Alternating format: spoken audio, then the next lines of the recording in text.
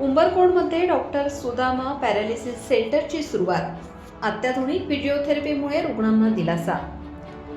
घोटी सिन्नर रोडवरील उंबरकोट फाटा येथे अत्याधुनिक सुविधांनी सुसज्ज डॉक्टर सुदामा पॅरालिसिस सेंटरची सुरुवात झाली असून निरोप ऑर्थोफिजिओथेरपी क्षेत्रात हा एक महत्त्वाचा टप्पा मानला जात आहे.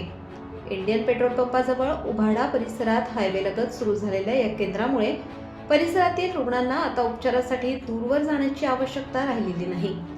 डॉक्टर सुदाम ढोन्नर यांच्या मार्गदर्शनाखाली सुरू झालेल्या या केंद्रात paralysis, stroke, spinal cord injury, GBS, facial palsy यासारख्या गुंतागुंतीच्या न्यूरोलॉजिकल आजारांवर विशेष उपचार केले जात आहेत. तसेच कंबरदुखी, मानदुखी, गुडघेदुखी, खांदेदुखी, फ्रोझन शोल्डर, सायटिका आणि मणक्यांचे विविध विकार अशा ऑर्थोपेडिक समस्यांवरही येथे प्रभावी फिजिओथेरपी सेवा उपलब्ध करून देण्यात येत आहे. या केंद्रात अत्याधुनिक उपकरणे, रुग्णानुसार सानुकूलित उपचार पद्धती आणि वैयक्तिक लक्ष यावर विशेष भर दिला जात आहे. त्यामुळे उपचारांचा परिणाम अधिक चांगल्या प्रकारे दिसून येत असल्याचा अनुभव रुग्णांनी व्यक्त केला आहे. अनेकांनी उपचारांमुळे आरोग्यात लक्षणीय सुधारणा झाल्याचे सांगितले आहे. ग्रामीण व उपनगरातील रुग्णांसाठी हे केंद्र आशेचा किरण ठरत असून कमी खर्चात गुणवत्तापूर्ण उपचार देण्याचा प्रयत्न येथे केला जात आहे. फिजिओथेरपी व रिहॅबिलिटेशन क्षेत्रात नवे मानदंड निर्माण करण्याच्या उद्देशाने सुरू झालेले हे केंद्र स्थानिक आरोग्य सेवेला नवी दिशा देत आहे. अधिक माहितीसाठी व उपचारासाठी इच्छुकांनी 7304077296 या क्रमांकावर संपर्क साधावा असे आवाहन केंद्राच्या वतीने करण्यात आले आहे. या संदर्भात अधिक माहिती केंद्राचे संचालक डॉक्टर सुदाम ढोन्नर यांनी दिली. मी सुरुवातीला पॅरालिसिस सेंटरची माझी कल्पना होती. तर माझं हे पॅरालिसिस सेंटर मी कमी याच्यात वाडीवाऱ्याला करायचो. तर त्याच्यानंतर माझ्याकडे जे गरीब लोक आहे सर्व आपले घोटी इगतपुरी परिसरातले होते आणि इकडचे लोक माझ्याकडे जास्त प्रमाणात येत होते का मागच्या कोविडच्या अगोदर जस्ट कोविड सुरू व्हायच्या आधी 2 महिने सुरू केलं. कालांतराने नशिबाने असे का कोविड झाला. कोविड सुरू झाल्यामुळं तर मला बॅक टू वाडीवारा जावं लागलं. पण तरी माझ्या मनात खंत होती का नाही, मी आपल्या जे लोक येतात गरीब लोकांची सेवा करणं आणि गरीब लोकांना ह्या आजाराचे कमीत कमी 15 महिना दिवस मोठमोठ्या हॉस्पिटलला ॲडमिट राहावं लागतं. तर पेईंग कॅपॅसिटी आपल्या गरीब लोकांची कमी असते आणि मी अल्प दरामध्ये त्यांना डे केअरमध्ये किंवा मग 4 ते 5 दिवस ॲडमिट ठेवून मी त्यांना परिपूर्ण एकदम कमी खर्चामध्ये त्यांना कव्हर करण्याचा प्रयत्न करतो. डोनर सर, पॅरालिसिस नेमका कशामुळे होतो काय सांगा? पॅरालिसिस हा आजार जो आहे तो पर्सिस्टंट BP डायबिटीज जो वाढेल राहतो. लोक काय खेड्यातले लोक असे गैरसमज आहे का त्यांना BP वाढला, एखाद्या डॉक्टरने सांगितलं अहो तुमचा BP वाढतोय, तुम्ही गोळ्या कंटिन्यू घ्यायला पाहिजे.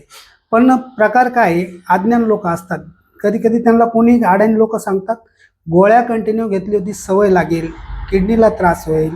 त्याच्यामुळं काय मध्यंतरी ते सोडून देतात. आणि दुसरी गोष्ट अशी आहे का त्यांना 8-10 दिवसात बरं वाटलं तर ग्रामीण भागातल्या लोकांना असं वाटतं की मी थंडी तापासारखा बरा झालो. त्याच्यामुळं काय होतं का ते BPच्या गोळ्या, डायबिटीजच्या गोळ्या सोडून देतात आणि परत त्यांच्या शरीरात डायबिटीज BP हा वाढतच राहतो. आणि पर्सिस्टंट म्हणजे जास्ती काळ BP आणि शुगर हे वाढल्यानंतर नसावर ताण येतो आणि नसांना ब्लॉकेज होतात.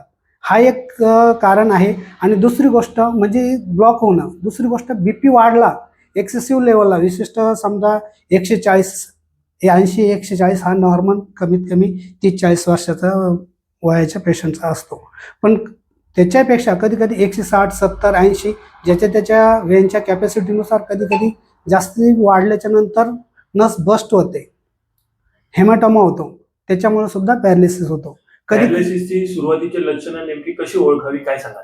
सुरुवातीला सर्वात पहिला पेशंटचं लक्षणं म्हणजे व्हेरिएबल असतं. प्रत्येक पेशंटमध्ये वेगवेगळे लक्षणं असतात आणि लक्षणं हे त्याच्या ब्रेनच्या ज्या नसा आहे ब्लॉक एरियानुसार जो ब्लॉक होतो त्याच्यानुसार वेगवेगळे लक्षणं असतात. काहींचं जे आहे वन साईड विकनेस होतो, काहींना फक्त ब्रॉकस एरिया ब्लॉक झाला तर त्यांना गिळण्याचं किंवा मग काय ऑडिटरी एरिया असतो तिथं ऐकण्याचं सेंटरला नस ब्लॉक झाली तर कधी कधी काहींना मध्यंतरी ऐकणं बंद होतं, काहींना खाणं गिळणं सुद्धा बंद होतं आणि कधी कधी बोलणं स्पीच एरिया ब्रेनचा त्या एरियाची नस जर ब्लॉक झाली तर त्यांना बोलणं सुद्धा जातं. हे असे वेगवेगळे लक्षणं वेगवेगळ्या ठिकाणच्या नसा ब्लॉक झाल्यावरती वेगवेगळे लक्षणं असतात. वेळेत उपचार मिळाले तर रुग्ण पूर्णपणे बरा होऊ शकतो का? ब्रेनचा ब्लॉकेजसाठी कमीत कमी 4 तासाच्या आत जर हॉस्पिटलला आले पेशंट तर त्याचे रिकव्हरीचे चान्सेस जास्ती असतात. जेवढं लेट होईल तेवढं तुमचं ब्रेन डॅमेज जास्ती होत जाईल. मी साधारणतः आपल्या गावठी भाषेत म्हणजे आपल्या ग्रामीण भाषेमध्ये सांगतो का जर तुम्ही ट्रीटमेंट घेणार आहे तर एखादं झाड पाणी कमी झालं सुकत चाललं जोपर्यंत त्याची कॅपॅसिटी री वॉटर भेटल्यावर ते परत ताजंतवानं होतं, तसंच ब्रेनचं तेवढ्या काळाच्या आत जर त्याला जर इंजेक्शन काही रक्त पातळवायचे जर गेले तर ब्रेन रिकव्हरी फास्ट होतो. पण एकदा जर ब्रेन डेडच होऊन गेला त्या एरियातल्या तुम्ही किती ट्रीटमेंट करून तो रिजनरेट होत नाही आहे. ब्रेनचं असं आहे का एकदा डेड झाला तो 100% रिकव्हरी होत नाही. लॉ ऑफ अडॅप्टेशननुसार आजूबाजूचा जो ब्रेन आहे तो डेव्हलप करून आपल्याला हालचाली वाढवतो. म्हणून पॅरालिसिसचे पेशंट 100% बरे होतीलच किंवा होतातच सर्व सांगता येत नाही, पण जेवढ्या लवकर आले तेवढे जास्तीत जास्त कव्हर होतात. 80-90% पुढे पेशंट कव्हर होतात. फिजिओथेरपीचे या आजारात किती महत्वाची भूमिका आहे काय सांगा? ह्या आजारामध्ये मेडिसिन हे पण फार महत्त्वाचं आहे. पहिलं जे सुरुवातीला पाहिजे ते सर्वात पहिलं मेडिसिन पाहिजे. मेडिसिन झाल्याच्या नंतर आणि कंटिन्यू फिजिओथेरपी गरजेचे असते. आता लोक सांगतात काय आपल्या ग्रामीण भागामध्ये लोकांक पैसे कमी असतात त्याच्यामुळं काय करतात ते बाबांक जातात, मसाज करतात, काही तेल लावतात, कोणी काही पट्ट्या बांधतं, काही करतं.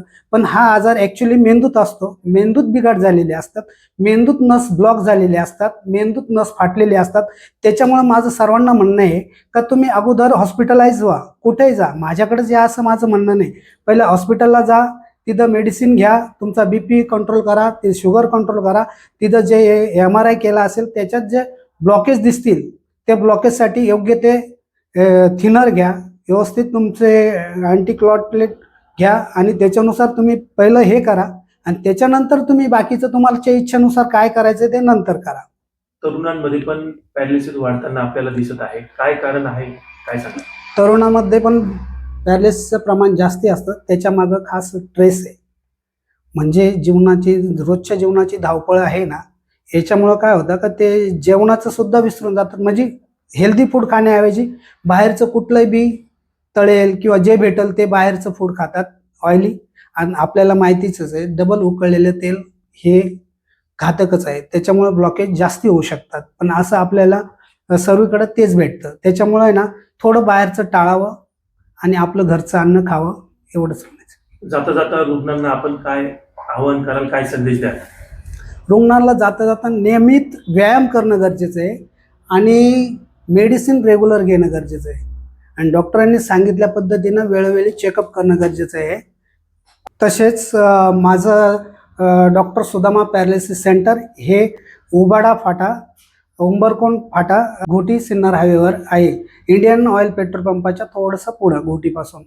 शहापूर मावली इथून आलेलो. कसं वाटतंय आता आपल्याला? आत्ता जरा बरं वाटतंय, खालच्या पेक्षा बरं वाटतंय. गेलेलो वाड्याला, मग तिकडनं इथं आलो, वाड्यावरून इकडनं आलो आणि आता इथं आतमध्ये आलेलो आहे. आता रोजच्या पेक्षा म्हणजे बरं वाटतं, आता बरं वाटतं.